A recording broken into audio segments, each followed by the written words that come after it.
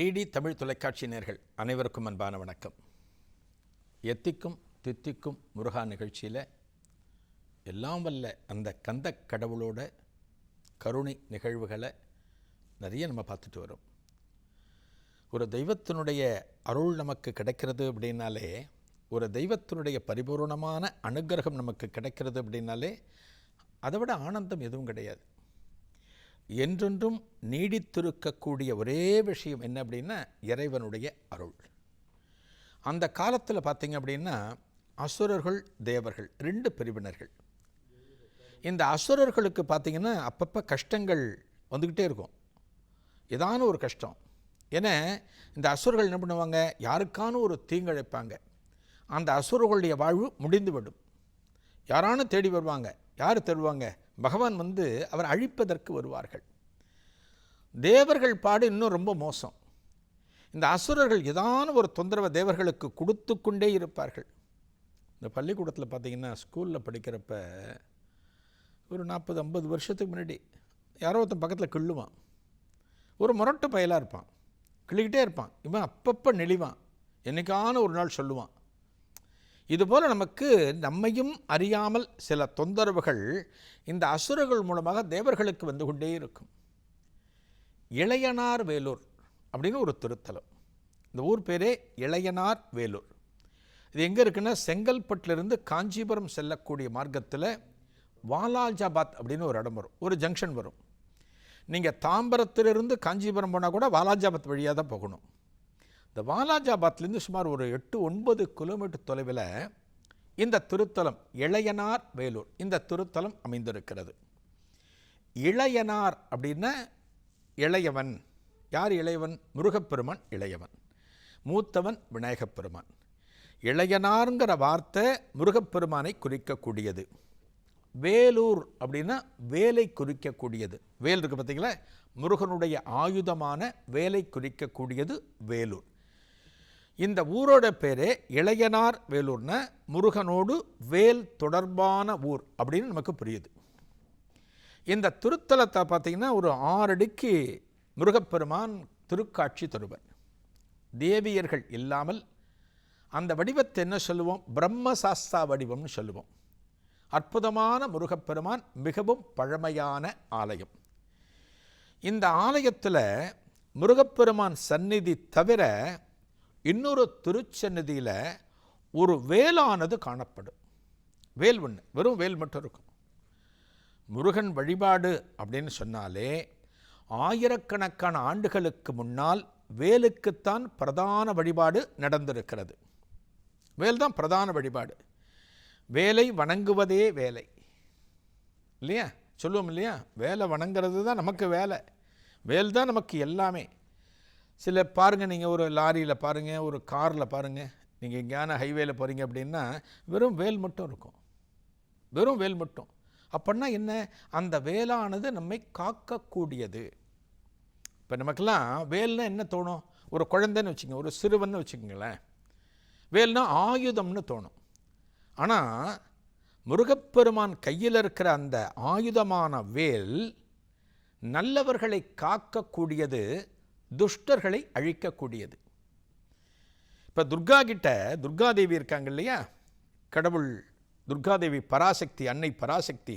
நிறைய ஆயுதங்கள் இருக்கும். எதற்காக அந்த ஆயுதங்கள்? அசுரர்களை சம்ஹாரம் செய்வதற்காக. நாம் பயப்படக்கூடாது, அந்த ஆயுதங்கள் நம்மை காக்கக்கூடியவை. அதே போல தான் முருகன் கையில் இருக்கிற வேல். செய்யாற்றங்கரை, இந்த பகுதியெல்லாம் செய்யாற்றங்கரை அப்படிமோ, செய்யாறு அப்படிமோ. இந்த செய்யாற்றங்கரையில் ஒரு காலத்தில் 2 பக்கத்துலேயும், இந்த ஆற்றின் 2 கரைகள்லையும் பல முனிவர்கள் தவம் இருந்தார்கள். அந்த முனிவர்களில் ஒரு முனிவர் பேர் காஷ்யபர்னு பேர். இந்த காஷ்யபர் முனிவர் தவம் இருக்கின்ற போது, செய்யாற்றங்கரையில் தவம் இருக்கின்ற போது 2 அசுரர்கள், ஒருத்தன் பேர் மாகரன், ஒருத்தன் பேர் மலையன்.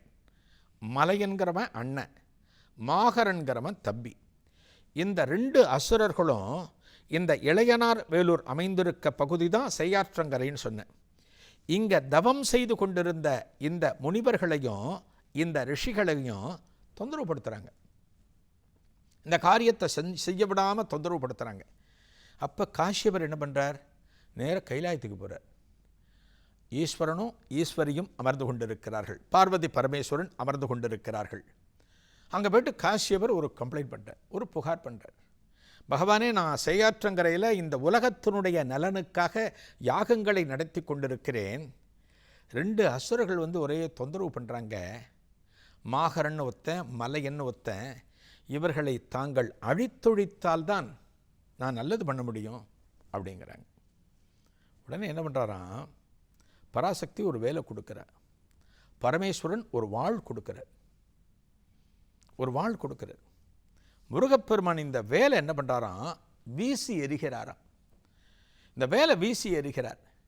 இந்த தவம் நடந்து கொண்டிருக்கிறது அல்லவா, சேயாற்றங்கரையில் வேள்விச்சாலை காணப்படுகிறது அல்லவா, அந்த வேள்விச்சாலை பக்கத்தில் போய் அந்த வேலானது குத்திட்டு நிற்கிறது. அப்படி போய் நிற்கிறது. அப்படி வீசினாங்கன்னா குத்திட்டு நிற்கிறது. அந்த வேல் என்ன பண்ணுறது? வேலை தாண்டி எந்த அசுரனாலும் உள்ளே வர முடியல, எந்த அசுர கூட்டத்தாலும் உள்ளே வர முடியல. இந்த வேலுங்கிறது அத்தனை பாதுகாப்பாக காணப்படுகிறது. வாள் கொடுத்தார் இல்லையா, அந்த வாள் கொண்டு மாகரனையும் இந்த மலையனையும் முருகப்பெருமான் சம்ஹாரம் செய்கிறார். மாகரன் வீழ்த்தப்பட்ட இடம் மாகரல் அப்படின்னு பேர். பக்கத்திலே இருக்குது, மாகரல்னு ஒரு ஊர் இருக்குது. இந்த மாகரல்ல இருக்கிற சிவபெருமான வணங்கித்தான் இந்த 2 பேரும், 2 அசுரர்களும் எண்ணற்ற வரத்தை பெற்றிருக்கிறார்கள். எண்ணற்ற வரம் அந்த ஈஸ்வரன் கிட்டேருந்து தான் வாங்கினாங்க.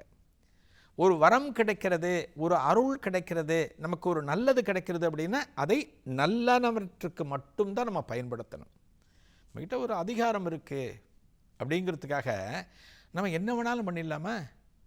அந்த அதிகாரத்தை கொண்டு நல்லவர்களுக்கு நம்ம என்ன செய்ய முடியும், துஷ்டர்களுக்கு எப்படி நம்ம தண்டனை தர முடியும், அதைத்தான் நம்ம பார்க்கணும். இங்கே பார்த்தோம் அப்படின்னா அந்த வரத்தை வச்சு அட்டகாசம் பண்ணினாங்க. அழிவு தேடி வந்தது. யார்? இந்த 2 அசுரர்களுக்கும் தேடி வந்தது. முருகப்பெருமான் அழித்து முடிச்சிட்டான், 2 பேரையும் முடிச்சிட்டான். அந்த யாகசாலையில் இருக்கக்கூடிய, வேள்விச்சாலையில் இருக்கக்கூடிய காஷ்யபர் உள்ளிட்ட அத்தனை முனிவர்களும் கொண்டாடுகிறார்கள். யாரை? முருகப்பெருமானை கொண்டாடுகிறார்கள். முருகப்பெருமான் மேலே அத்தனை ஒரு மதிப்பு, ஒரு பக்தி, ஒரு மரியாதை. அவர்கள் அத்தனை பேரும் முருகனுடைய நாமத்தை சொல்லி, ஆஹா, இங்கே நாங்கள் நடத்தின இந்த யாகத்திற்கு இது நாள் வரை இடையூறை கொடுத்து வந்த 2 அசுரர்களையும் கொன்றுவிட்டாயே, சம்ஹாரம் செய்து விட்டாயே, இனி உலக நலனுக்காக எங்கள் எல்லாவற்றையும் செய்ய முடியும் அப்படின்னு அந்த தேவர்கள் அத்தனை பேரும் நல்ல காரியத்தை ஆரம்பிக்கிறாங்க. இப்போ இந்த வீசினார் இல்லையா, வேலை வீசினார் இல்லையா, அந்த வேலை ஒரு இடத்துல நிலை கொண்டு நின்றுதுன்னு சொல்கிறேன் இல்லையா, அந்த யாகசாலைக்கு முன்னாடி எந்த அசுரனும் வரவிடாமல், எந்த அசுர கூட்டத்தையும் நெருங்க விடாமல் ஒரு கவசமாக இருந்து காத்ததுன்னு சொன்ன பார்த்தீங்களா. இன்றைக்கும் முருகப்பெருமான் இந்த ஊரில் வீசின அந்த வேல் இன்றைக்கும் இந்த ஆலயத்தில் காணப்படுகிறது. இளையனார் வேலூர் அப்படிங்கிற இந்த ஊரினுடைய பெயருக்கு காரணமே முருகப்பெருமான் எய்த இந்த வேல் தான். இந்த வேல் இன்றைக்கும் இந்த இடத்துல இருக்குது. இந்த ஆலயத்துக்கு போனீங்கன்னா முருகப்பெருமான் சந்நிதியை வழிபடலாம், அதே போல் இந்த வேல் இருக்கக்கூடிய சந்நிதியையும் வழிபடலாம். முருகப்பெருமானுக்கு நடக்கின்ற வழிபாடுகள் இந்த ஆலயத்தில் இந்த வேலுக்கும் நடக்கிறது. வேலுக்கும் நடக்கிறது எல்லாமே. சிவபெருமான் சொல்லுவாராம், பகவான் பரமேஸ்வரன் சொல்லுவான், இந்த வேலை நீங்கள் வச்ச இல்லையா, வீசி இந்த இடத்துல நிலைக்குள்ள வச்ச இல்லையா, இந்த வேல் இதே இடத்துல இருக்கட்டும், இதே இடத்தில் நீயும் இருந்து கொண்டு இந்த பகுதி மக்களையும் உன்னை தரிசிக்க வருகின்றவர்களையும் நீ காப்பாற்றுவாயாக அப்படின்னு சிவபெருமான் முருகப்பெருமானுக்கு ஒரு உத்தரவு கொடுத்தார். அந்த காரணத்தினால இளையனார் வேலூருங்கிற இந்த திருத்தலத்தில் இன்றைக்கும் முருகப்பெருமான் தனது இன்னருளை வருகின்ற பக்தர்களுக்கு வழங்கி வருகிறார். இந்த இடத்துல வேலை நிலகொள்ள வச்சார்னு சொன்னேன் இல்லையா, அந்த வேலுனுடைய ஆழம் பூமியில் எந்த அளவுக்கு போயிருக்குன்னு ஒரு தடவை கண்டுபிடிக்க முயற்சி பண்ணாங்களாம். அதனுடைய ஆழமானது போய்கொண்டே இருக்கிறதா. எத்தனையோ காலத்திற்கு முன்னால் ஏதோ ஒரு யுகத்தில் முருகப்பெருமான் எய்த வேலானது எப்படி இருக்கும்? கீழே பார்த்தீங்கன்னா பல தொலைவுக்கு உள்ள போய் துளைத்து கொண்டு போய் அந்த வேல் இன்றைக்கும் இந்த ஆலயத்தில் காணப்படுகிறது.